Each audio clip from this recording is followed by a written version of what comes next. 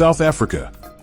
Since the formal end of apartheid, Afrikaans, apartness, or racial segregation, in 1994, South Africa, the southernmost country on the African continent, has been a popular tourism destination because of its diverse topography, stunning natural beauty, and cultural diversity.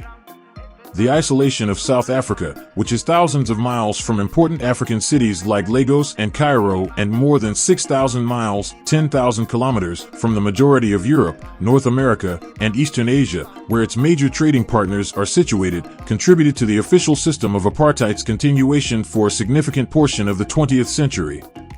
With that system, the government, controlled by the minority white population, enforced racial segregation in housing, education, and nearly all aspects of life, effectively resulting in the creation of three nations, one of whites, consisting of people primarily of British and Dutch, Boer ancestry, who struggled for generations to gain political supremacy, a struggle that violently peaked with the South African War of 1899 to 1902, one of blacks, consisting of people of Indians, Malays, Filipinos, and Chinese.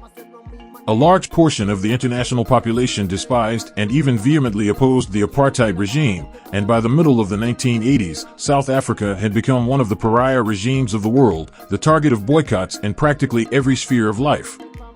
Mongane Wally Sarot, a poet from South Africa, observed, "The South African government of F.W. de Klerk was eventually compelled to acknowledge the unworkable character of ethnic secession in a multicultural society." From 1989 through 1994, de Klerk started to remove apartheid laws.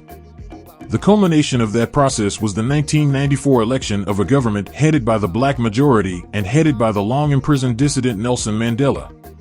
This process in turn set in motion a transition toward universal suffrage and a true electoral democracy. This shift demonstrates the nation's impressive short-term progress toward achieving social fairness. Three cities function as the capitals of South Africa: Pretoria, which is the executive, Cape Town, which is the legislative, and Bloemfontein, judicial. The commercial and residential hub of the nation, Johannesburg, is located in the densely populated Gauteng province. An important industrial hub is Durban, a port on the Indian Ocean. Both East London and Port Elizabeth, which are located on the southern coast of the nation, are significant commercial, industrial, and cultural hubs. South Africa currently has a diversified economy that is largely stable and dependent on its rich natural resources, lush agricultural lands, tourism destinations, and highly developed intellectual capital. However, more political equality and economic stability may not always imply social calm. The AIDS pandemic, growing crime rates, racial tensions, wide inequities in housing and educational possibilities, and ethnic tensions were all significant issues facing South African society at the beginning of the 21st century.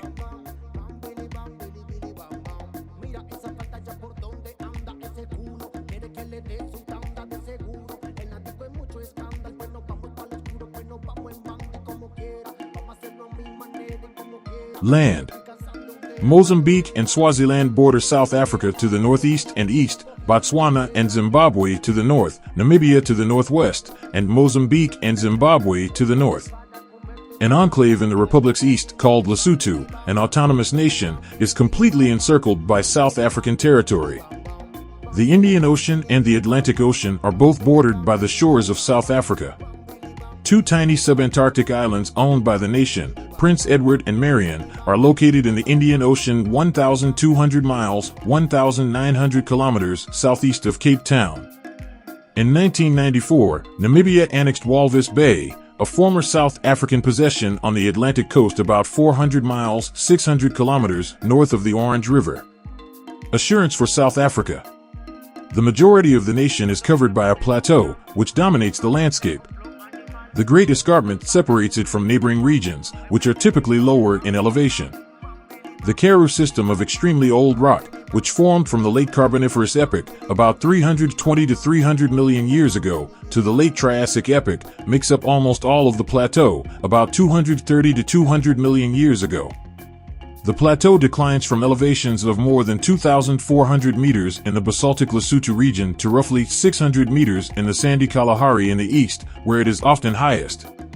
The Highveld, which is located in the middle of the plateau and rises to a height of 1,200 to 1,800 meters, is its name.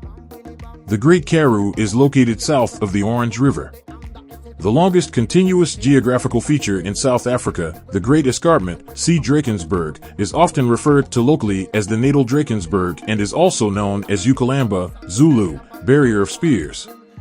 Ukalamba/Drakensberg Park, which was named a UNESCO World Heritage Site in 2000, includes the escarpment. From the far northeast, it extends southward and is referred to as the Transvaal Drakensberg, Afrikaans, Dragon Mountains. The nation's highest point, Jesuthi 3,408 meters, is located there in the KwaZulu-Natal region.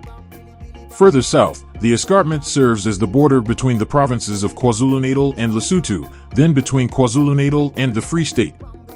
Nearly 3,300 meters of height are reached there, including some of the highest peaks in the nation, notably Mont Aux Sources, which rises 10,823 feet, 3,299 meters, above sea level. The rugged escarpment extends southwestward, separating Lesotho from the province of the Eastern Cape, where it is known as the Stormberg, and extends westward over Eastern Cape at lower elevations of 1,500 to 2,400 meters. The Nieuweveld Range and the Rogeveld Mountains, which define the approximate border between the provinces of the Northern Cape and Western Cape, are located further to the west. The escarpment is not well defined at its westernmost point, which is close to Mount Bokeveld and Mount Kamies, both of which are 1,700 meters high. The southwest of the country is home to a region of ancient folded mountains that range in elevation from 900 to 2,300 meters. This region includes mountain ranges like the Tsitsikamma, Otnikwa, Grootswart, Lang, Cedar, Drakenstein, and Hottentots Holland Mountains, as well as Table Mountain and its surrounding features in Cape Town. The topography has a tendency to be irregular both above and below the Great Escarpment. Open plains are uncommon. They mostly exist in the northwest of the Free State, farther to the west, and in more confined places like the Springbok Flats to the north of Pretoria. Common geological features include ridges, mountains, and valleys that have been profoundly cut by erosion of older landforms.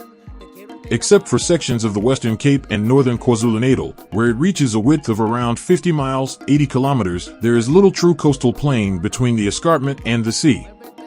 The coastline's 2,955 kilometers long is mostly made up of rather steep slopes ascending quickly inland, with occasional large sections of beach. There are few flooded river valleys or natural harbors because the majority of the shoreline has been raised or constructed by dropping sea levels in recent geologic history.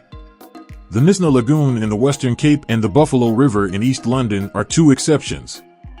Spits and bluffs have been formed in KwaZulu-Natal by longshore drift over many generations. Several of these features have enclosed bays, which have given both exceptional refuges for wildlife, such as in the St. Lucia estuary, and good harbors when mouths are dredged, as at Durban and Richards Bay.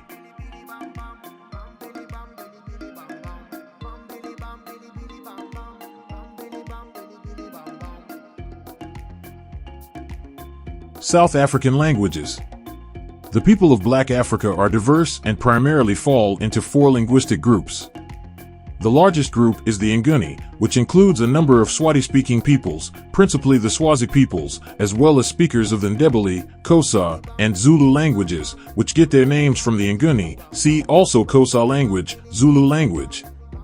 They make up the majority in several eastern and coastal areas, as well as in the industrial Gauteng province, and make up more than half of the black population of the nation.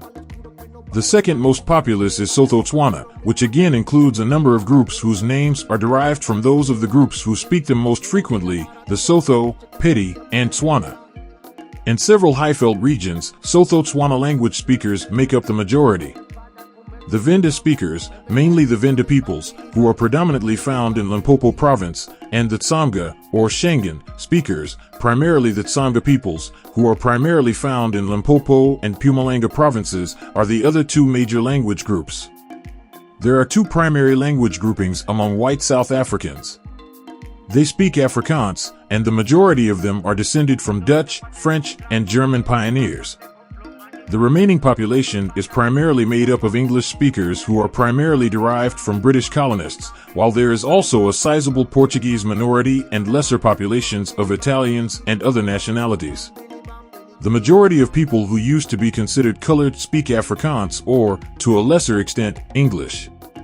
The 1996 Constitution grants official status to 11 languages: Afrikaans, English, Ndebele, Pedi, Sotho, Swati, Tsonga, Tswana, Venda, Xhosa, and Zulu, and another 11, Arabic, German, Greek, Gujarati, Hebrew, Hindi, Portuguese, Sanskrit, Tamil, Telugu, and Urdu, are to be promoted and developed.